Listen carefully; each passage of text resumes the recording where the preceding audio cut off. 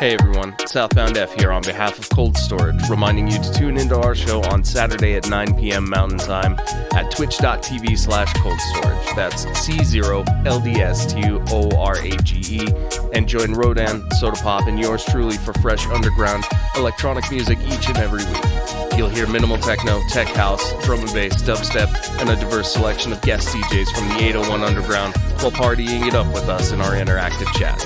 Again, that's twitch.tv Cold Storage, C0LDSTORAGE. See you there. Stay groovy. Keep it locked. Welcome to Cold Storage. It's time to learn with the History Boiz.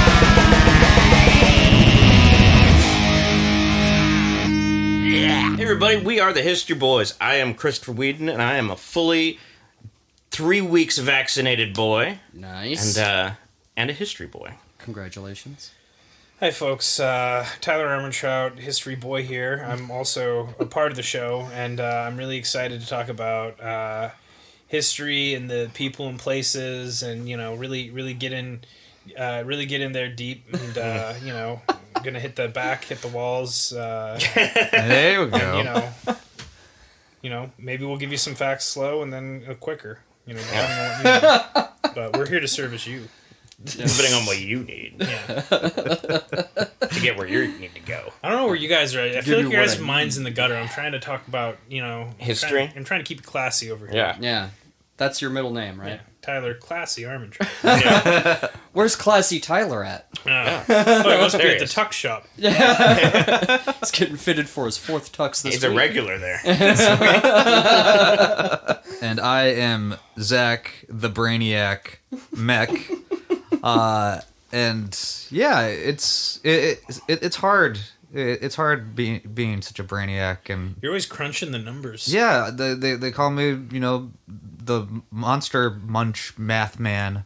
Yeah, What? if it's one thing that you're just always going on and on and on about, it's just like hardcore like calculus and trigonometry. Yeah. Yeah, it's And I have no idea what you're saying. I don't even know if it's correct or not. Doesn't make a lick of sense. I'm sick Doesn't make a lick of sense. when I pick you up and we already got like a full car full of people and you bring your astrolabe and it's like, dude, you're not even going to need it for what we're doing. And you're like, what if we do? I gotta chart this course. Yeah. I like to be prepared. What Doing can I it with say? an astrolabe? What is an astrolabe for? I just know it's like a smart Galileo. It's a smart thing. person thing. He's got like a matriculated collegiate cap and an astrolabe and perhaps a tome of sorts.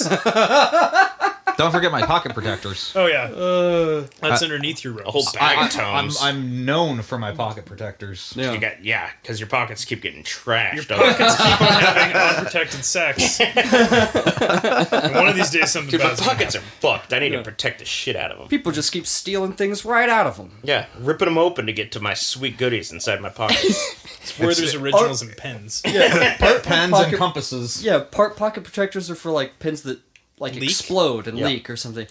And I am a history boy. Yes. Oh, okay. We're still on you?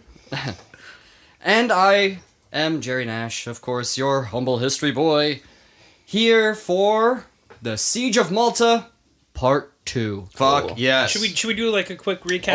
Oh yeah. Last we left you, Fort St. Elmo had finally fallen to the Ottoman Turks after 31 days. What should have taken 2 or 3. It's a full month. Full month. One of the longer months, too. Yeah. Only 5 survived to tell the story of Fort St. Elmo's last days. Fort St. Michael and Fort St. Angelo and their 2 towns, Birgu, which was on the Fort St. Angelo side, Still hilarious name. and Sanglea, which is on the Fort St. Michael side. They were now surrounded on all sides. You had the Ottoman guns now up on Fort St. Elmo. They were moving all of their stuff all the way around to the landward side of Fort St. Michael and Angelo. Mm-hmm. And of course you still have the guns over on Gallows Point firing at you. So they're literally surrounded. By guns. Yeah. That Big sucks. ones. Right. You don't need Dragut to get things done now. Pretty much. That's what Mustafa Pasha is thinking, Seeing no relief on the horizon from the Viceroy of Sicily, Don Garcia Toledo, Grand Master Lavalette made it clear to everyone that the Turk was going to spare no one, and it was better to die on your feet in battle than to suffer any Turkish humiliation. I hate Turkish humiliation. Almost as much as you hate Turkish delight. Yeah. It's You don't like it? no, I mean, I've never had it. In small doses, I like it. I don't like to eat a bunch of it. I don't like to eat candy that looks like little pieces of soap. Yeah. Fair. Last time I had it, I got manipulated by an ice queen. Was there a wardrobe involved? I don't want to talk about it. I got I like stuck in getting that wardrobe. manipulated by an ice cream. How so? Like, how far did it go? Yeah. She gaslit him. It's just an abusive relationship.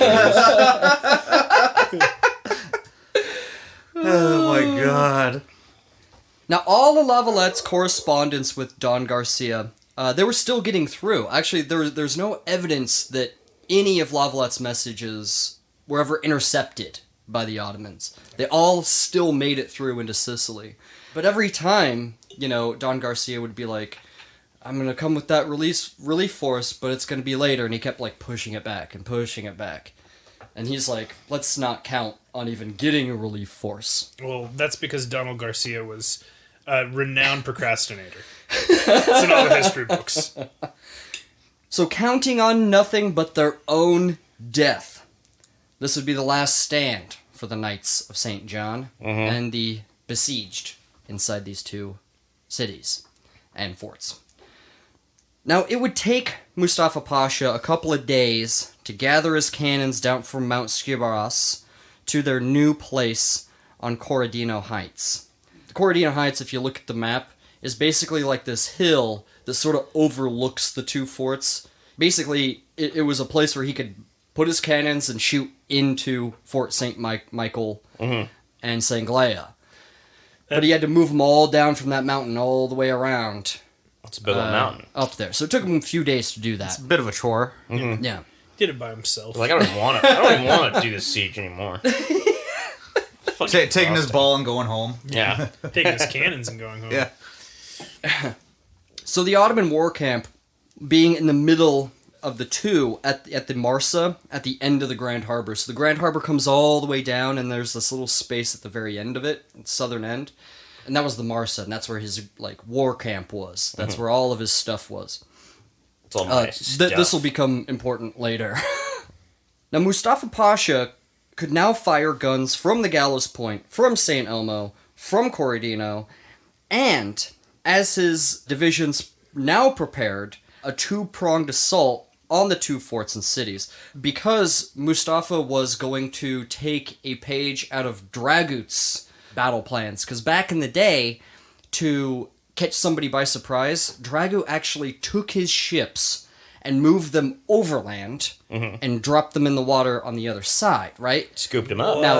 Yeah. Now keep in mind, on the other side of Grand Harbor and Mount Skibaros, there is the bay. That is Marsa Muschetto. That is the bay on the other side. So he was straight up going to take his ships, move them overland, and drop them into the Grand Harbor so he could fire at them from the water as well. Say what you will about having a slave army. But you can do some shit that just doesn't happen when you have an army, a coalition of the willing. Yeah. Yeah. Carry ships. Overland and drop them in the water on the other side. The really impressive thing is they lifted them up over their heads. Yeah, right? I'm just exhausted thinking about it. Yeah. There's so many distended anuses that day. They didn't know about proper lifting back then. You gotta lock your knees and lift with your back. Yeah, lift with your back. Yeah, really It's your swing. strongest muscle. Jerk it up. Jerk it up. Jerk it up, hold your breath. And the thing they had been depleting Mustafa Pasha's ammunition stores, but they hadn't touched Piali Pasha, the admiral's munition stores, just in case they had to fight a naval battle. They're saving those for Christmas. Yeah, exactly. They're saving them for boats, right? So they wanted to not only use that ammunition from the boats against the forts, but they didn't want to get into a cycle where they started siphoning munitions from the boats. You know what I mean? Sure. They brought more ammunition than they needed. It sounds like they needed all of it. Yeah, Yeah, to seriously. do a couple of weeks, Yeah. you know, of siege, but again, it's been a full month now, you know. Now, the Knights Hospitaller watched in disbelief as they saw the ship masts rising over the horizon and looming ominously down the hill towards the Grand Harbor. Like, they had to stand there and watch these ships being moved overland towards them. Yeah. And they're like, fuck, you know. Magneto doing it. Now, unbeknownst to Mustafa and Piali Pasha, a small, very small relief force of a volunteer, they were like adventurers from all over the place, about 600. Not much. Very small relief force landed at the north end of Malta. Mm-hmm. They were like, kind of, they were taking stock of the situation because they had strict orders from Don Garcia that if Fort St. Elmo was in Ottoman hands, they were to turn right back around and go back to Sicily. And so what happened is that the second they landed, they sent like a scout up to see what the situation was.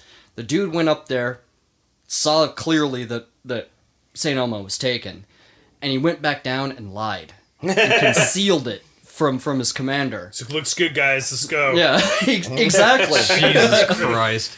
Because these guys, you know, as much as they do want to like obey orders and stuff, they also want to get in there. Yeah. They've heard that they've been languishing under this brutal Ottoman siege for a long time now. They want to make with the stabby. Oh, yeah. So, they decided that they were going to go all the way down and try to make it in to one of the forts. Mm-hmm. Which, if you think about that, from the very north of the island down Probably through the great. thick of it, I mean, that is crawling with Ottomans. Yeah. You know what I mean? So, this force of 600, keep in mind, 600 people, they moved by night and quietly well south of the Ottoman forces that are moving all the guns in place to start another siege on these forces. They safely moved all of their people around and somehow snuck past the Ottoman forces into the forts without losing a single man. Oh, there's probably so many like hand gestures Oh, and yeah. like throats Yeah. slit and like They're like, they raise a fist and Yeah. like, get down, you know? Do all the hand gestures. Oh, yeah. Were these guys like elite trained or There's a couple of elite people in there. They're kind of there's some famous soldiers in Yeah. here that have like had been in some important battles and stuff. they've seen some shit? Yeah, like these guys are like adventurers, so they like sign up to go into like a war zone. So they're a little crazy. Yeah. You know what I mean? Right. To want to go into the hellfire like this, I mean, this Like is a certain alien. death. Yeah. This is certain death. Can't wait. Yeah. Oh, those guys must have been So- a nightmare to drink with. Oh my god. Wouldn't say a single thing, just staring off into the distance. Yeah. So yeah, they made it into Sanglea without losing a single man or even being spotted at all.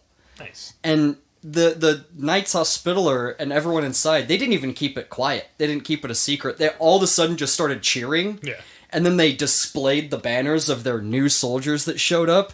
And like the Ottomans are looking, they're like, God damn it. How did we miss those guys? That does sound pretty worth it. At first I was like, what a bunch of fucking idiots. Keep it on the DL. No, Like, no. they Because must again, have it destroys morale. And what Yeah. this story Right. really is about morale. Right. That's what this is about. They must have been hiding behind that group of 600 old women. Yeah. Going across the island. Those are just cows.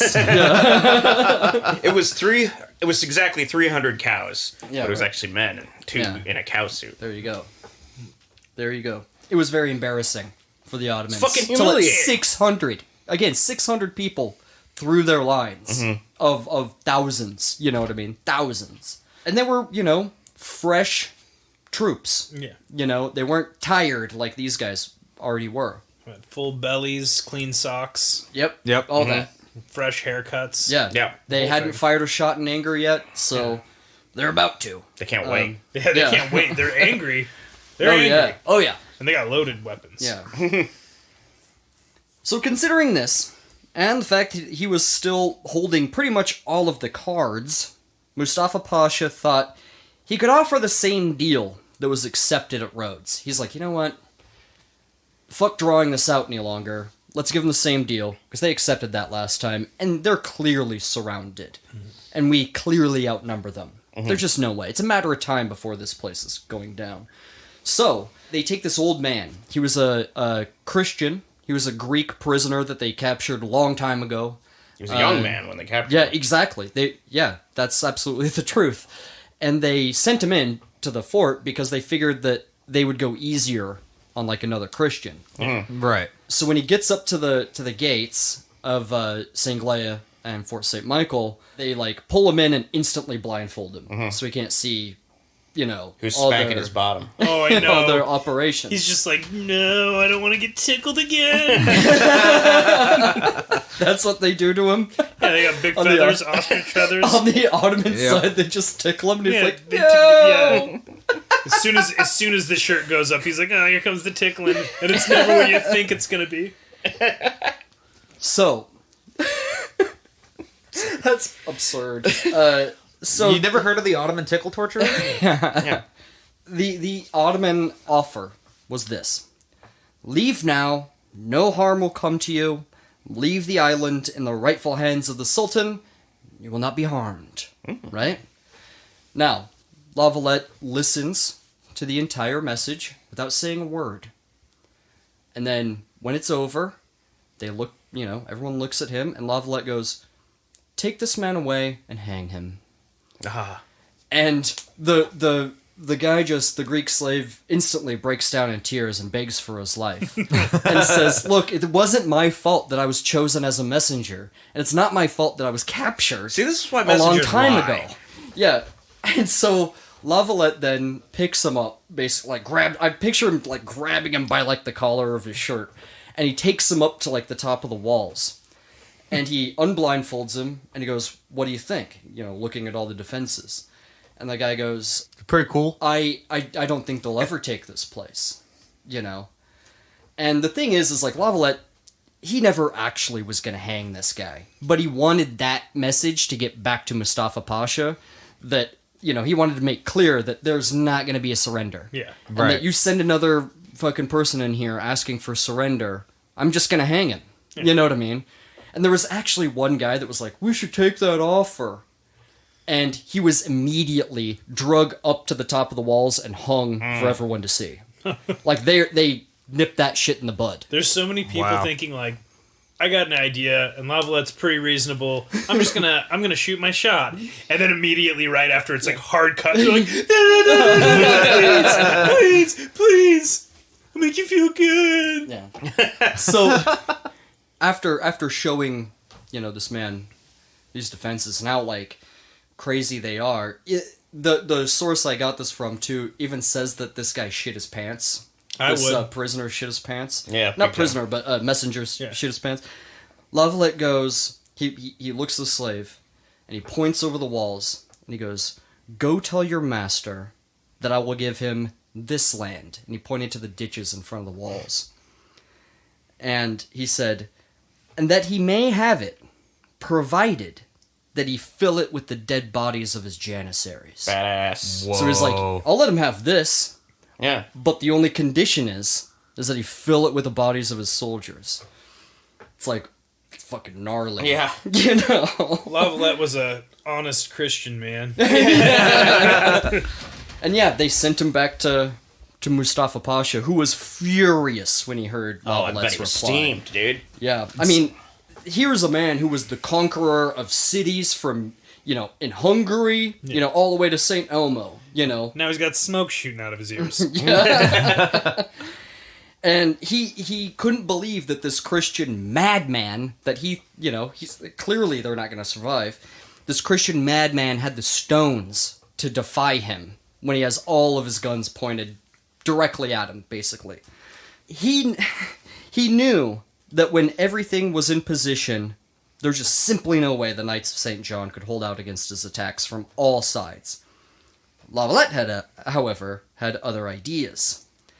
See, there was a defector that came over to them who was moved by the bravery of St. Elmo, and it turns out that the guy was actually Byzantine.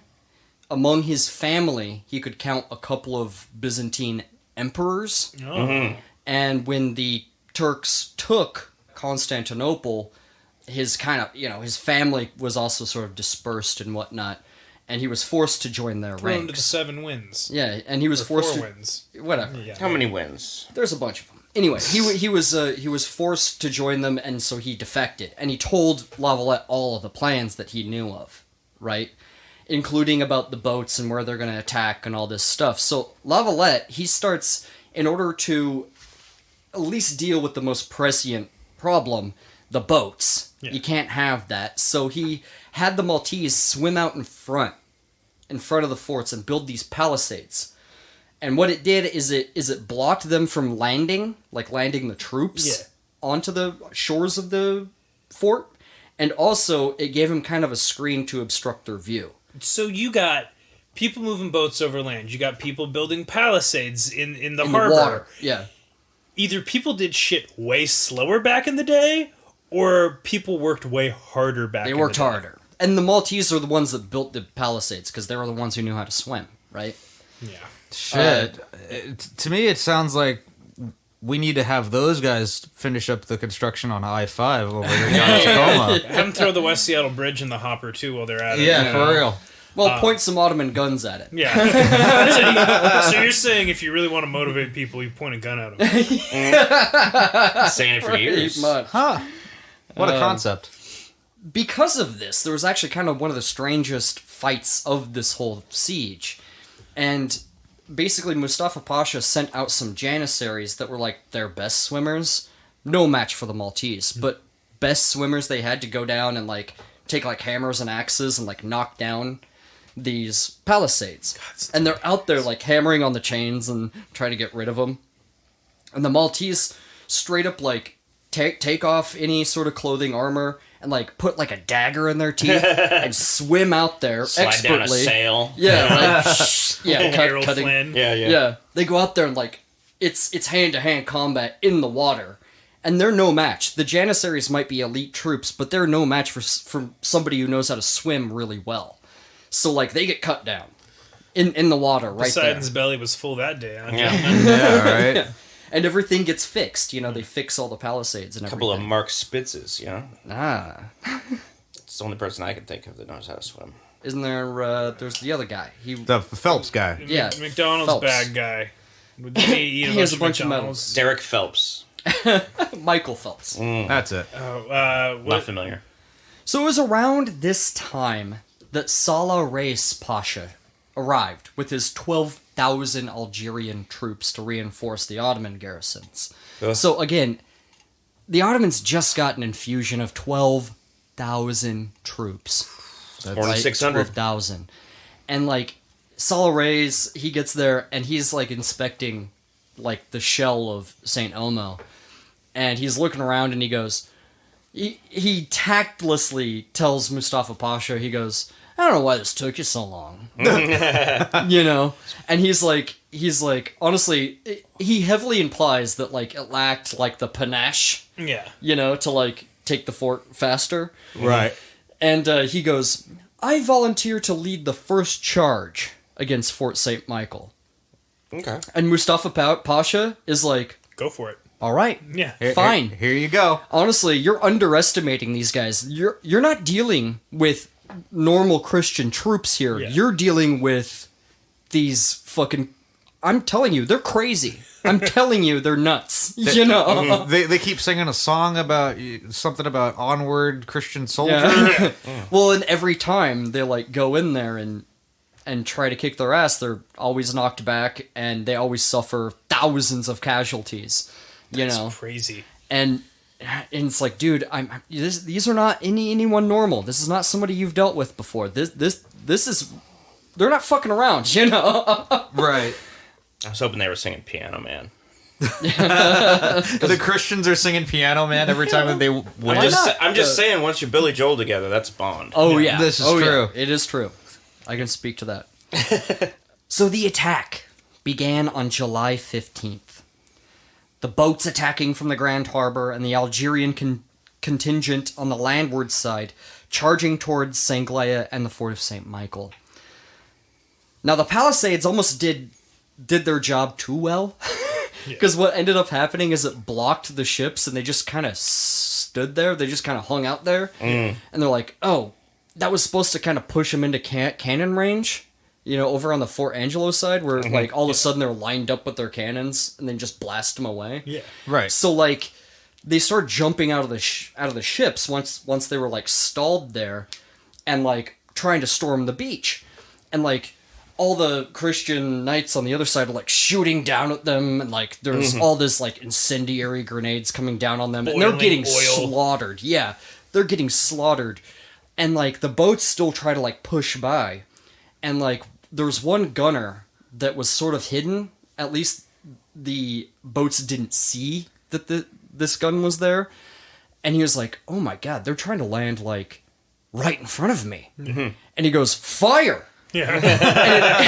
And it took, like, 2 salvos, and all of their ships were gone. God. Wow. 800 people, like, drowned and burned and died. Like, in a matter of moments. There was one ship that survived. So And they, what? like, pulled it back. So 800 down, 1,200 to go. I know, right? Yeah. Wow. Well, and the Algerian troops, like, they were really excited, you know. Again, these are fresh troops, too. And they, like, rammed up against the walls of St. Michael, not looking for breaches or anything like that. And they were just fucking decimated. We'll make our own breaches. Yeah, they were just decimated, but at the same time, they were making progress. You know what I mean? Even though like big holes in their ranks were being blown open by these cannons shooting Numbers from are the walls. numbers. Yeah, and so like their banners started appearing above the walls and like coming from all directions. Like the thing is Lavalette could move people. He built a pontoon bridge between Fort St. Angelo and Fort St. Michael. So if they got kind of overwhelmed on this side, he could move people, you know, between the two. The Scooby-Doo hallway defense. Yeah.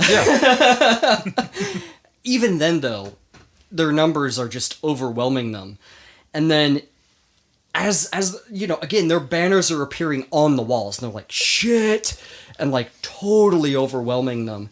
And then all of a sudden, a phone rang. I'm just kidding. No, the call was given for retreat. And like all the Janissaries, they're like, what? Yeah. And like they don't want to be pulled back. Like they're doing well. Yeah. And they're like, what? They're like, no, we gotta retreat.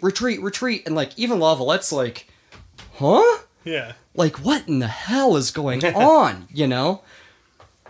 Well, turns out that the people over in Medina, like a little further away, didn't have any sort of the numbers that they had in either fort, but they heard the attack happen. Like they heard all the guns firing and all that stuff.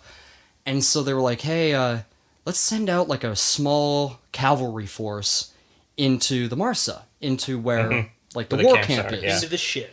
And check it out, it was completely undefended. There's no one there because they're all attacking the walls, right?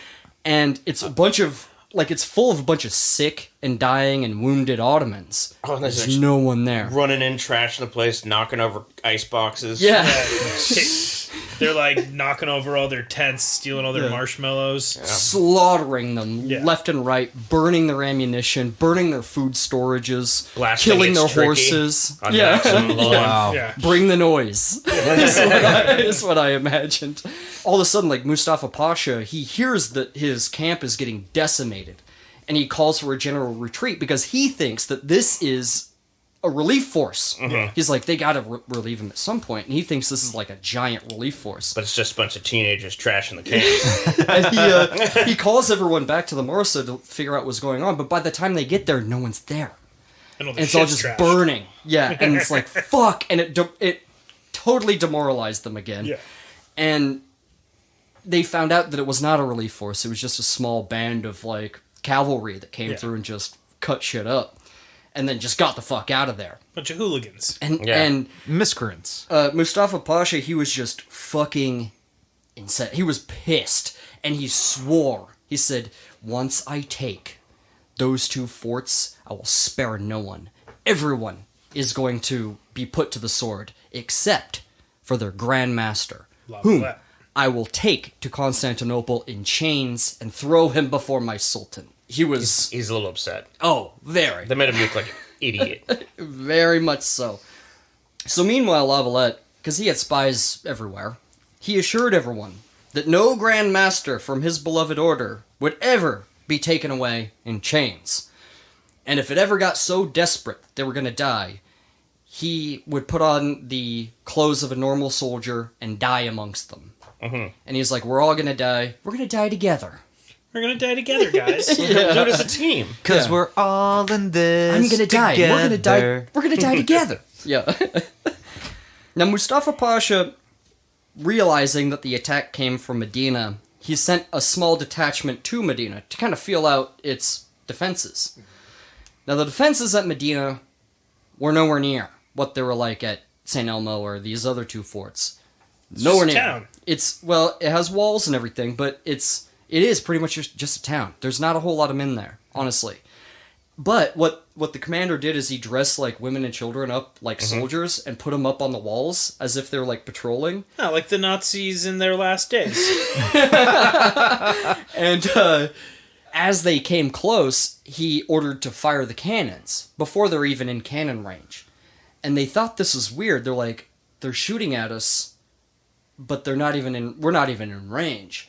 And so like they stopped and they're like, wait a minute, does this mean that they just have extra ammunition to burn? Like, they're just displaying that they can take us as well as St. Elmo did. And these other two forts. So they turn right back around. Psyops, man. Yeah, they turn right back around and go to Mustafa Pasha, and they're like, it's another St. Elmo, man. It's another St. Elmo. Like, forget it. Yeah. And he's like, forget it. But it was lucky, because that small contingent could have easily taken Medina. Easily He is taken it. biffing it. Yeah. Fuck. I hope Mustafa Pasha doesn't play poker Yeah, right. Yeah, for real. because he cannot see a bluff from a mile away.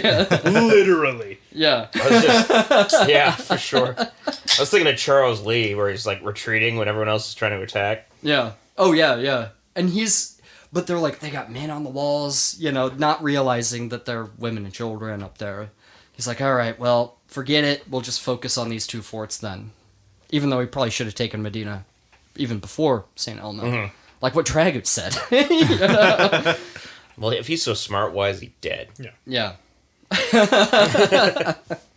So the Ottomans redoubled their efforts using techniques used at Rhodes that were to great effect when they besieged Rhodes. And what they did is they tunneled under their walls and planted bombs and mines there to blow big holes in their walls. And the craziest thing about it, the most ominous thing about it, is if you put your ear to the ground and you were in, like, St. Michael, you could hear them tapping away underneath you. No. And you didn't know exactly where they were. Start stomping, guys. And so you knew a mine was going to go off somewhere. Yeah. You didn't exactly know where, though. And so Mustafa Pasha, his plan was actually pretty good. And what it was is he was going to blow up a mine in a part of the wall and then attack a different part of the fort. So, once the mine went off, they thought, okay, here's the attack, and send all their guys over there. And then they come around to an undefended part, and then they can take the city easier. I love it when a plan comes together. Right. So it does, right? So basically what happens is that there's a siege engine, a siege tower. You guys know what these things are, right? Yeah, it's a they're big cool. tower, and then they lower a bridge on top of the walls, and everyone cross can come the bridge, out. yeah. So they build one of those, and it's coming towards Fort St. Angelo. Slowly. It's being pushed by a bunch of slaves. Yeah, and then they set off the mine on the other side on Fort St. Michael. And so they're like, oh shit, and Lavalette, he knew that mine was going to go off. It still caused a lot of damage to the walls. Irreparable damage. There's no way they could have fixed it, after that mine went off. Sure. So as this tower gets closer and closer, Lavalette orders... This is such a crazy idea, but he orders his guys to go in on the middle floor of the wall, knock out a brick from the inside, wheel up a cannon, and blast it away with chain shot. Oh, God. So yeah, they take a brick out of the wall, wheel up a cannon, and shoot it with chain shot, and it, like, cuts this tower in half. That's nuts. And, like, boom, it's gone. You know? And that was his whole plan, Yeah, right? Like, exactly, and it's already fucking gone. For the I folks bet that, he was stomping on his hat. Yeah. and for the folks at home, chain shot is essentially 2 cannonballs with a chain in between. Yeah. So when you shoot it, it's like a spinning death machine. Well, when in the book I read, you guys are gonna love this. In the book I read, it said that the chain shot acts like a big scythe. Yes! Welcome to the Scythecast, baby! You know those scythes that you shoot out of a cannon? Yeah. Badass. Oh my god. Oh, I am so hard right now. Yeah, we did it, gang. The podcast is over. Yeah. Yeah. Gun that shoots scythes. And these towers were also, they were covered with like water-soaked leather, so you couldn't like try to catch them on fire. It was harder to catch them on fire. So, but then like the Janissaries start boiling over through that breach that the mine made. So yeah, even though the tower was destroyed, they were dealing with these swarming Janissaries pouring into the breach. And Lavalette himself, when they were like, oh my god, they're coming in, they're inside, they're in, he straight up picked up his sword, and he led his own troops to, like, deal with these Chop 'em up. Janissaries. And, like, the thing was, again, this is all about morale, and the thing was, like, the sight of Lavalette with his sword out, cutting people down and shit, it rallied his troops, and it turned the tide of the battle. They're like, And- I can murder people just like him. yeah, and it turned the tide. It gave them hope, you know? And there was an explosion next to Lavalette, and splinters went into his leg, and he was wounded, and he was like, I will not leave my troops until all these motherfuckers are gone, you know? Nice. They finally, they took him back and treated his wounds. But when that explosion happened, they were like, the Grand Master is in trouble! And, like, they all, like, ah! And, like, there was one guy that, like, one Janissary, he shot one dude, and then was stabbed, like, with the sword, and another guy stabbed him with the sword. Like, it's way a movie. Yeah. Like, Oh, totally. yeah, like, oh. And they were finally driven back and everything. Now, Mustafa, he was like, okay, we just had, it looked like a victory for the Knights. Yeah. It was something approaching a victory for the Knights. And Mustafa was like, I'm not going to give them a single moment's rest. And he just started shelling them all day and all fucking night. Just shell, shooting just all these fucking cannonballs at him, including the Basilisk. Yeah. And they're trying to figure out what to do next, and like they're in like these underground like meeting rooms, and like there's sand falling from like the ceiling and stuff, And so there was actually not too long after that, there was actually a second siege engine built. A second tower. Jeez. And it was actually reinforced so they couldn't do that again. Oh shit. But what happened was it blocked their line of sight on the bottom. So you couldn't see, if you were actually on the ground in front of it, they actually couldn't see you. So a group of knights went out and went into the tower and like cut all these fucking Janissaries apart. Like, God And like damn it. took the tower manually and Now like it's our tower. and like and what Totally they my did tower is now. they tore it apart and like used it to rebuild parts of their fortifications. It's just insane that like, okay, well that can't happen again. Let's do something, and like it fails for the opposite reason, So when the Ottoman guns tore another breach in the walls of St. Angelo, so there's one big one in St. Michael, and they tore another one in St. Angelo, all of these Janissaries just go charging into this breach without giving a second thought. Turns out, once they got in there was a second wall that they were unaware of. That they built using, these wood ramparts, probably from their siege engine. And so they get in, and they're trapped. Yeah. And they're like, shit, where do we go? Where do we go? And there's all these people on top shooting down at you. And they're like, run away! Turn around, run away! Yeah. And in the confusion, they're tossing fire down on them. Yeah, they're becoming these human torches, and they're slipping on the blood and viscera. Banana peels and shit. Yeah, on the blood and viscera of their own troops. And the knights jump down into the breach and just start fucking chopping people up, It's like the end of Three Amigos. You know what I'm talking about? Yeah, this is exactly like the end of the Just saying, it was very confusing for them, too. Yeah. Popping up everywhere. And the Ottomans also tried the infernal machine. Now, the infernal machine was a big metal tube. Cool. And was filled with explosives. Even And cooler. with, like, a bunch of, like, rocks and, like, fragments and, like, all these, like, Whatever, bits all of kinds of metal shit. and stuff to, like, when it explodes, it shoots all this, Old like, video game cartridges. it shoots all this stuff. It's like a big pipe bomb, is what it is. It sounds it's a like- big it pipe sounds bomb. like It's a boom tube. Yeah. Yeah. It's Big old boom tube. Yeah. OG shotgun. Sort of. Yeah. It's like a big fragmentation grenade. Big frag grenade. Welcome to the It's Like cast. Where Jerry says a thing, and then we all say what it's like. It's like a bunch of scythes taped together. So what they did is they took a long fuse, and it was a short burning fuse, and they lit it, and they like rolled it up to where the guys were, and they rolled it over into where they were. But the thing is the fuse was way too long and Did burning way somebody too cut slow. it? So they saw it roll down, Yeah. and they like rolled it right back up. So And they- they- my God. And they pushed it back down into the dug trenches where, like, the janissaries are hiding, like, plugging their ears. Rolled down on top of them and just exploded in their faces. So this And then they siege- ran out of the breach That is- and, like, slaughtered the rest of them. Like, took advantage of it. 100% happened to Wile E. Coyote. Yeah. this is some Looney Tunes shit at this Yeah. point. And also, just full disclosure, I didn't realize that the Infernal Machine, you didn't put stuff into the tube and shoot it out like a cannon. You put No. the stuff in and then you blew it up. So you're right, it was a giant pipe bomb. Yeah, well, there was the Trump, remember, yeah. that you'd fill with the wildfire and then light it, and it would actually blow fire on people.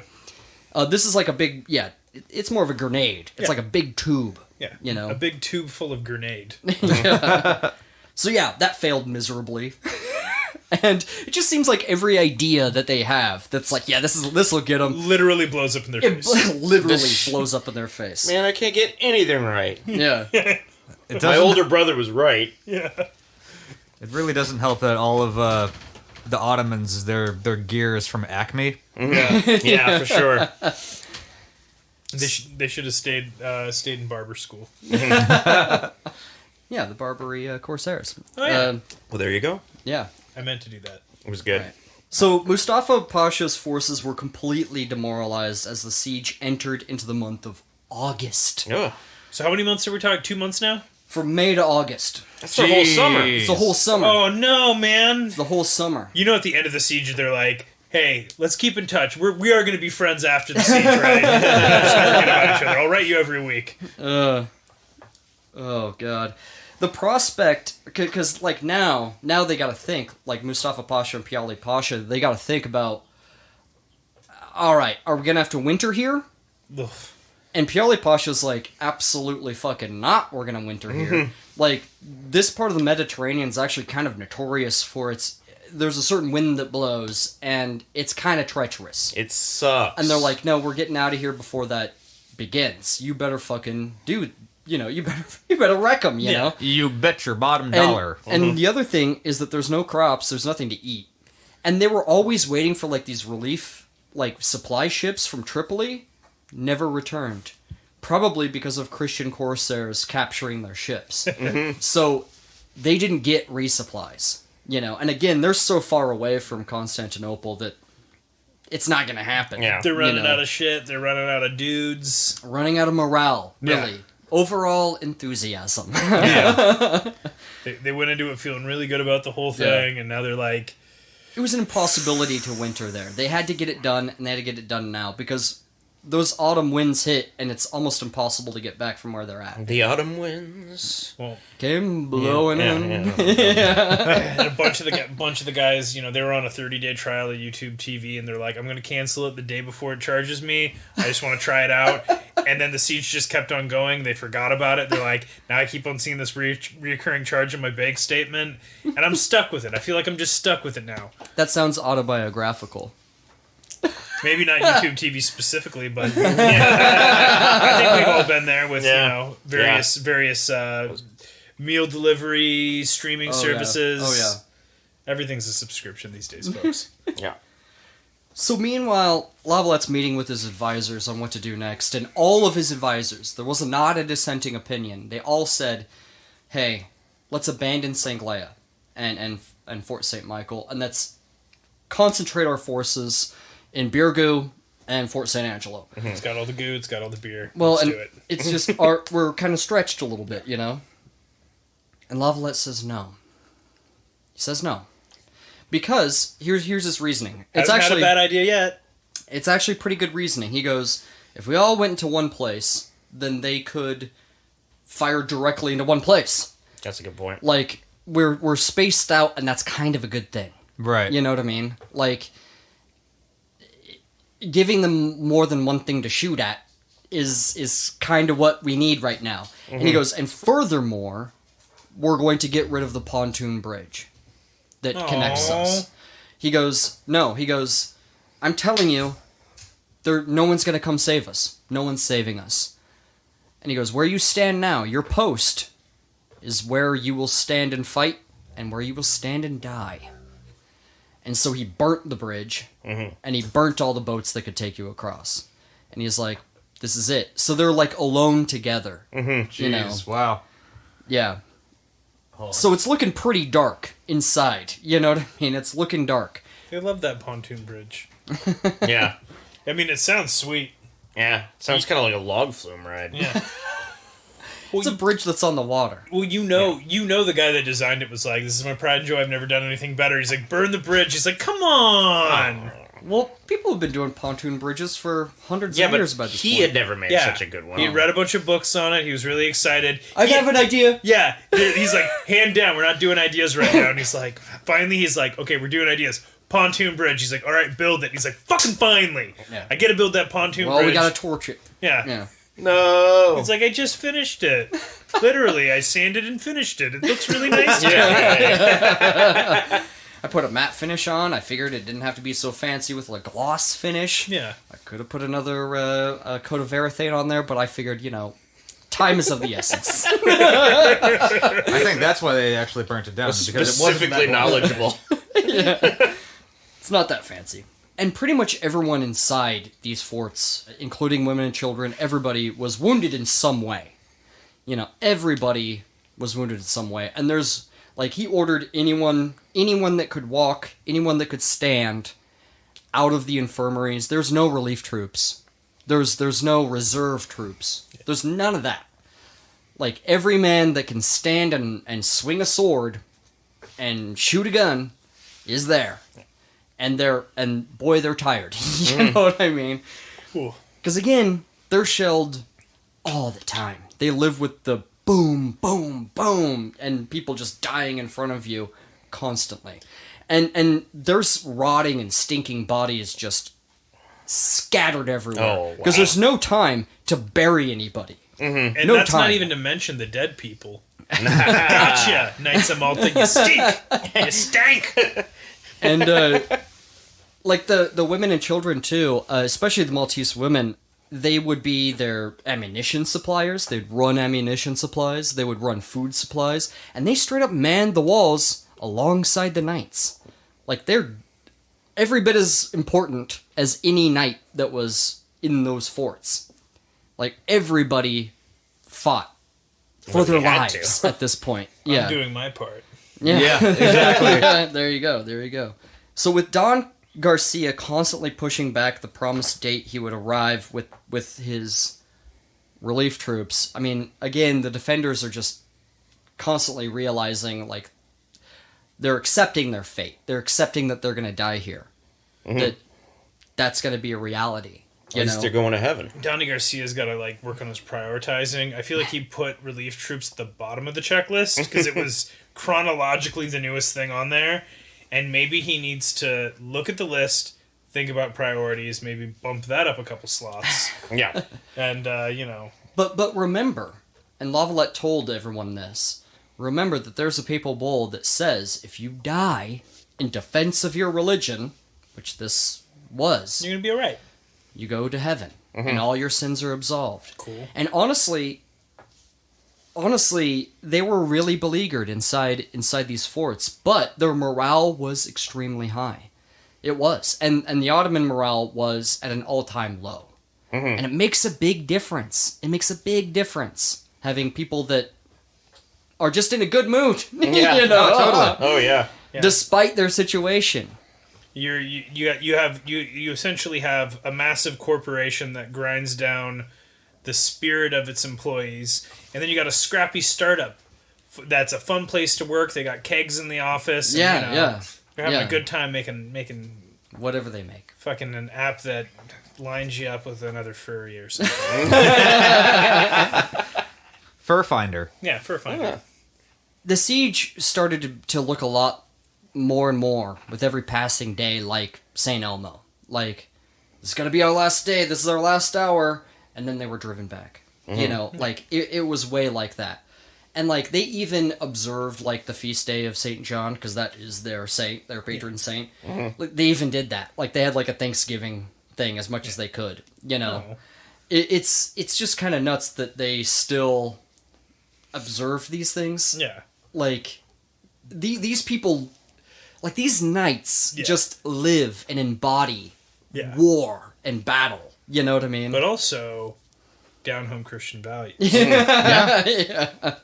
George what he Bush's said. America. Yeah.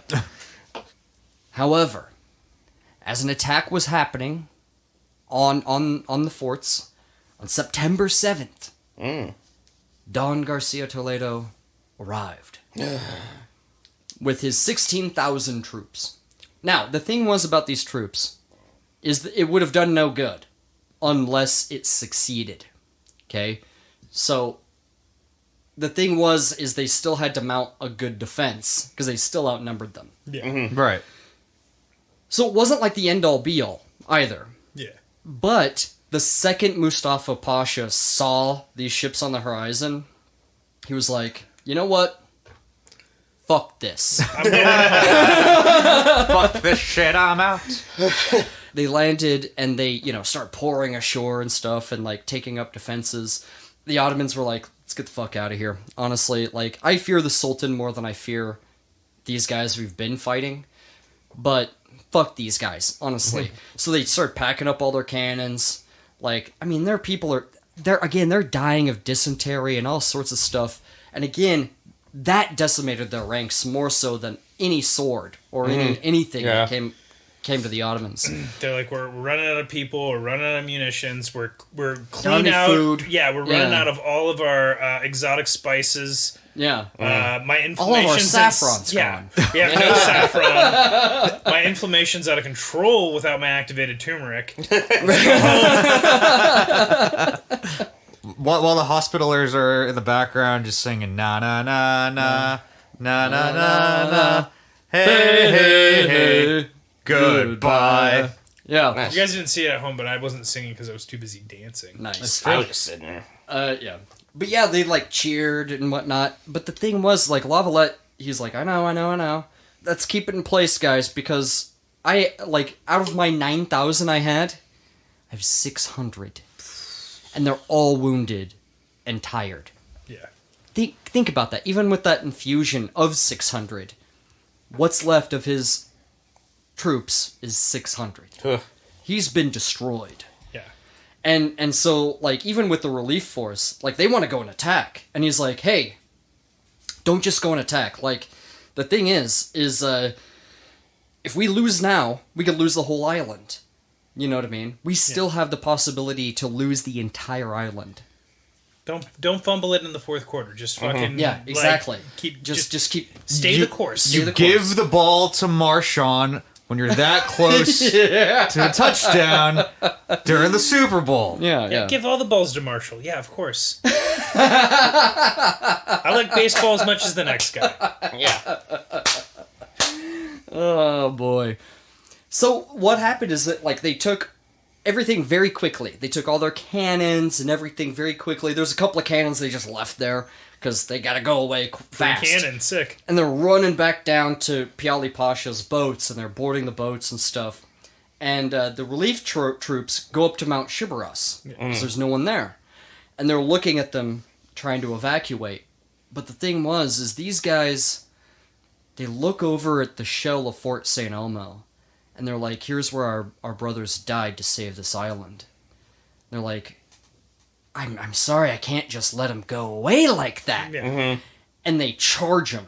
Yeah. And the thing is instead of like running away, Mustafa Pasha orders his men to form up, and he's gonna fight on the beach Oh, no. against them. This sounds like a great idea. Jesus. Yeah, and so, like, they charge, and it's a hard battle, man. There's no cannons or anything, but there's arquebusiers and stuff, but, like, it's a hard battle. And, like, they're straight up in the surf, they're in the beach, they're trying to get onto, like, the boats and stuff, and they're like, and, like, stabbing people and blowing people away, and, like, there's dead bodies just fucking everywhere. Well, and for the Janissaries, they have to be thinking, like, how much do I want to kill this guy and how much do I want to go home? Right, exactly. Because the bus is leaving. Yeah. Yeah.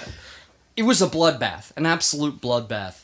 But Piali Pasha got everybody off the island, and the boats were leaving, and everyone was like, they were shooting their guns in the air, they were like, woohoo, you know? Yeah, like, Lavalette took Don Garcia into his headquarters, and it's like, there's not a house in this place that's not all fucked up from the cannon fire. Because, again, like, it happened all the time. So, like, they're sitting in, like, this rubble having dinner that Don Garcia brought with him. Yeah. He's like, oh, well, I'll bring the dinner got because you don't sandwiches. have any dinner, Yeah. you know? It's just a bunch of tapas. It's like, don't mind the draft. Yeah. Yeah. And so, yeah, like, you know, they're finally there. They finally are saved, and the siege is finally over, and the Ottoman was driven from their island. And the thing was, though, is Piali Pasha and Mustafa Pasha still had to deal with Suleiman the Magnificent. The Not Sultan. feeling that magnificent that day. Well, Getting all of his fucking people killed. And yeah. Sending 40,000 men and getting 10,000 back. Oof. not a good ROI. It's not a good look. It's not a good look. And when he found out, like, honestly, good on Piali Pasha and Mustafa Pasha. They sent a boat ahead of them to go tell the Sultan first before they got in. And so, Let him kill that guy. yeah. The Sultan was pissed. He was furious. And he, this is not a direct quote, but he said, I guess the sword has to be in my own hand in order to be invincible. He's talking about his army. It's like Thanos. Yeah, I was gonna say he's gonna do it himself. He's gonna get the gauntlet. Yeah, because, I mean, this Ottoman force, the Ottomans had lost twice, and this was one of them. Yeah. Once at Venice, story for a different day, where Suleiman beautiful couldn't city, it's so beat romantic. Venice, but the second one was Malta. And the thing is the Sultan didn't take loss very well at all. He also had gout, which probably made his passions flare up Yeah. a lot easier. It'll do that. Well, I mean, the gout and learning that you've lost twice it gave him the nickname the Sultan of Swing. Because the way his legs swung Yes, from his wheelchair. in anger. And I mean, Rhodes may have been a victory, but a victory at what cost? And like, he was just like, and he promised. He said, next year, I'm going to take a force myself and take Malta. So you can cut this out if you want, but in Game of Thrones, there's like a southern country called Dorne that's like very, very Middle Eastern inspired, and there's a Prince of Dorne, and he's got gout, and I'm wondering if he's based off of Suleiman the Magnificent. I mean, could be. It's possible. Well, I know that the core story is based off the War of the Roses, but they just added dragons and magic and shit. But They also added some Roman elements in there, but anyway. The Sultan actually ordered the ships to come into the harbor at night, because he didn't want his subjects seeing the defeat. the defeated failures of his army. He didn't want anyone seeing them. Yeah, it'd be really embarrassing. Yeah. There were chicks there. It's like your teeth falling out. Well, what ended up happening, though, is Suleiman he had to focus on the war in Hungary, because that was more pressing. And he never did get to lead an army to Malta, because he died a year later. No. Gout.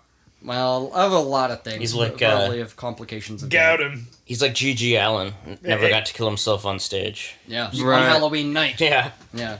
But you guys missed it. I said gout him. Oh, that's good. Nice. Yeah. So Yeah. That's what the G's in G.G. Allen stand for. Gout, out. Got gout. Got gout out. Because the way he was living his life. Yeah. Not healthy, man. Not healthy. No. No. So all told, it's thought that around 130,000 cannonballs were shot at these forts during the siege. That's quite a few. It's a couple. Can you imagine that? So, in the beaches Ten- around Malta, can people still just be like, I found a cannonball, like, to this day? Maybe. Yeah. Maybe. And another thing is, almost immediately after, they went over to Mount Shibaras and built a city there. The city's name, Valletta. Okay. Hey. After the Grand Master, La Valette. Yeah. And it's one of the, I think, if not the only, capital city in Europe named after a man. Oh, interesting. Named after anybody. Named after an individual. No shit. Is that true? I 'Cause believe America that. goes I nuts believe that's about true. it. Oh yeah. Washington this. Washington that. Lincoln this. Lafayette this. Yeah. Yeah. So we can go to Malta and get drunk now, right? Yeah. Actually, so I've looked into traveling to Malta, by the way.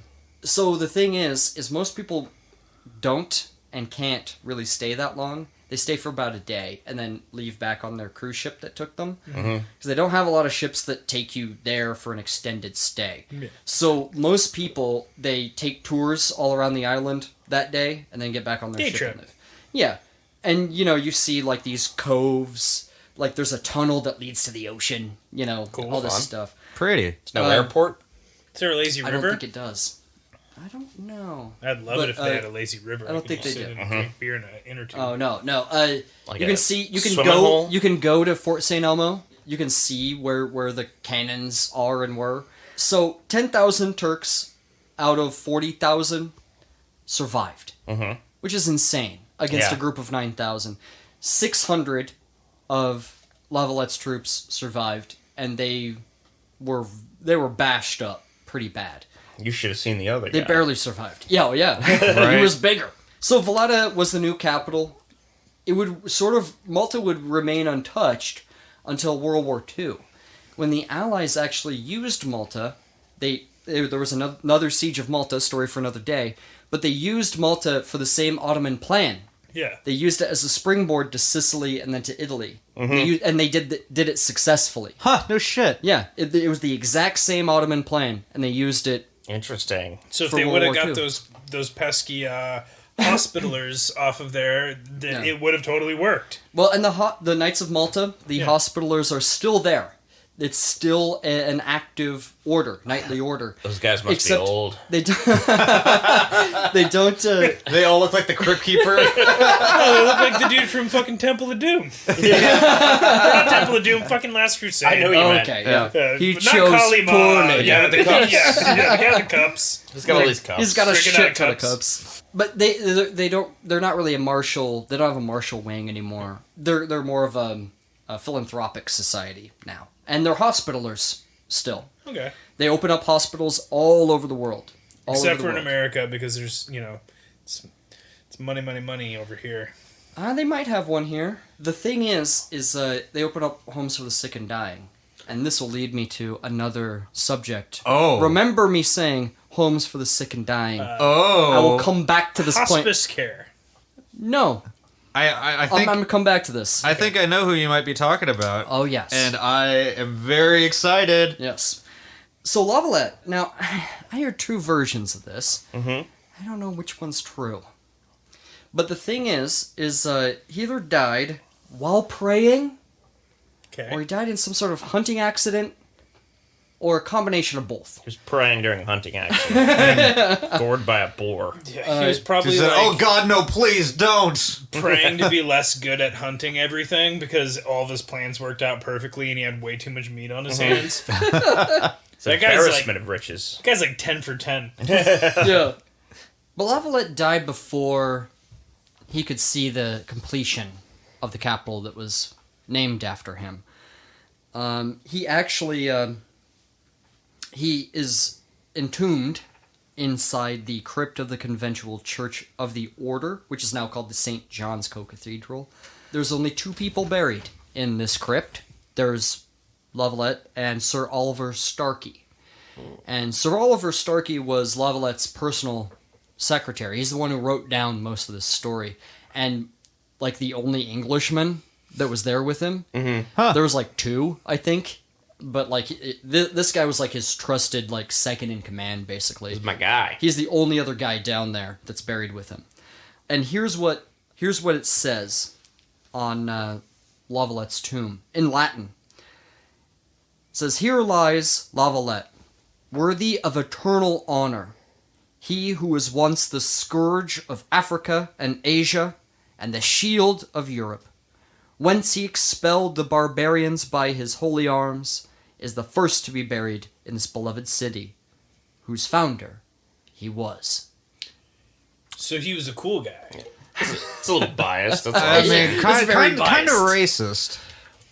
Scourge of Africa? Well, because he used to raid all up and down, Yeah. like being a thorn in the side of all things Ottoman. And the northern coast of Africa So he was wasn't all just- Ottoman controlled. Okay, he wasn't a mean guy. He was just doing his thing. I mean, They- he was mean if you were Ottoman. Yeah, that's yeah. Fair enough. But even Protestant rulers at the time, Elizabeth I even said, Queen Elizabeth, the Protestant ruler of England, even said, like, I mean, this is not a direct quote, but she said basically, like, man, who knows what would have happened to the rest of Europe if they failed at Malta, and Yeah. Catherine Medici even said, like, was it really the greatest siege of all, even greater than Rhodes? And, like, De La Roche, I believe, answered, yes, madam, even greater than Rhodes. There you go. Yeah. Fucking A. He knows what he's talking about. So, ladies and gentlemen, I hope you've enjoyed the Siege of Malta. Part 2 is where all the action stuff. Yeah. You had to have the backstory first. Well, Yeah. you saw the fort of St. Elmo fall. Yeah, Yeah, for sure. episode. No, absolutely. Yeah, we had to end on a cliffhanger, and right at the end of the second act, the darkest moment, so the third act could bring it back around, and make everyone feel real good about themselves and what they're doing with their lives. Yeah. So Unless hope we did you're that. unless you're on the Ottoman side. At least you're not in a besieged city. Thank God. Yet.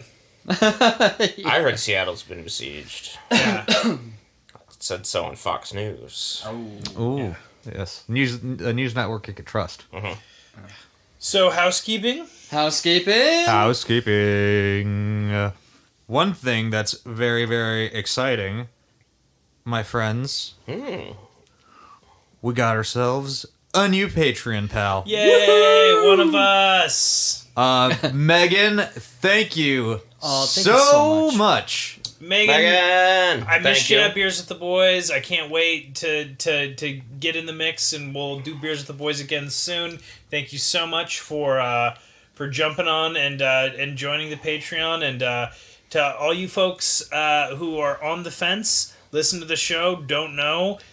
Boy, it is a party that you're Yeah. missing out on. I'm not screwing around. We It have was a lot of fun. It is a lot of fun. We were able to talk to Megan last time, That Yeah. was great. amongst yeah. many other people whose names you've heard all recently. of our all of the fans of the show who've joined the Patreon and showed up to Beers with the Boys have had a great time chatting with us about history and whatever. It's a big party, and if you're not on that $1 level, you're missing out on a party. Well, and it's a great time. At some point, we're gonna need like a bigger boat. Yeah. Like We're gonna have to split it up into like several Discord chats. I don't know. Just yeah, because I don't know. last time it was like I might have to sit in a room by myself and be like, "This is for if you want to talk about Yeah. like history stuff," Yeah. and I'll just sit in there by myself, maybe. Yeah. We'll call it the nerd table, and then Yeah. it is a pandemic-proof party, and It is. and we're inviting you, and the cost at the door is $1 a month. In addition to at that, the very we least. do have more content coming to the higher levels. I believe it's the $10 level has additional content. We got content yeah. coming down the pike Oh yeah. sooner than you'd think, and a bunch of it. We got a bunch of it. And so check out our Patreon if you like Patreon stuff, and if not, hop on to the iTunes, give us a 5-star review. Absolutely. You can give us a 1-star review. If you If you don't want to be a dick about if it. you want to be a dick, Yeah, that's it's fine. fine. Or you can move on. Yeah, or you Look, can, our show is not for everyone. All right. Like the thing is if you don't think we're funny, our show's not for you. That's fine. yeah, but That's if you fine. Like we always say on the show, like what you like, and be ashamed of nothing that you like. Yeah.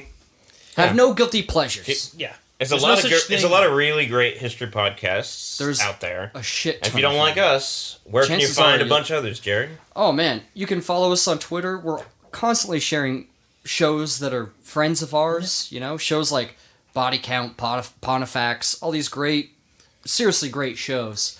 We're always sharing all that stuff with you because we think you're gonna like it.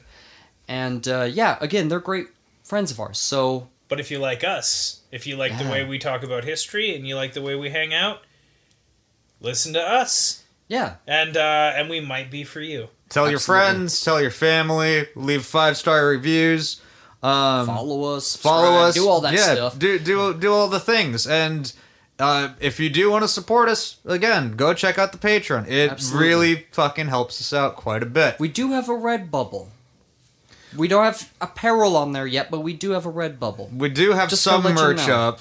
Yeah. We are currently still in the midst of trying to finalize apparel. Once we get apparel, we'll let you know for sure. But yeah, every dollar that has been donated to us helps fund the operation and keeps us going. It absolutely does, and in a very direct way. And it's awesome. It's so Yes. great. Like, we are so grateful to all of you guys out there. And if you would like to check out the sources, read further, I always post the source, all the sources of the show in the source notes. You can always look at those, and I highly recommend these sources that I post. You know, like this is how I put together the story. You know, I write all the episodes by myself, and so these sources go on there. And I again highly recommend all these books to you, written by honestly extremely talented writers. Authorities on the topics at hand. And the book I read for this, The Great Siege of Malta, 1565, is beautifully written. Beautifully written. Highly recommend you go check out this book. And then you'll see all the stuff we didn't have time for that we had to leave out. And it's, so good. So good. Go check out all of our sources that we have for you. Well, I guess that being said, Tyler Ermintrout, History Boy. See you next time, folks.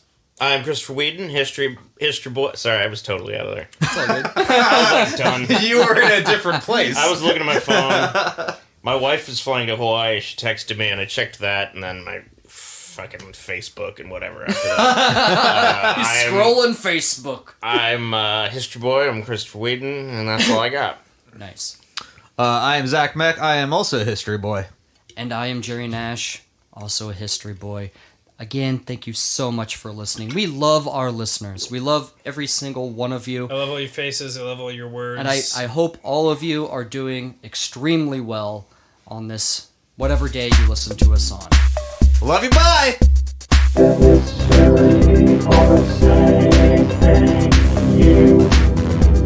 We had a lot of fun. We'll see you next time. Or I guess we won't, whatever.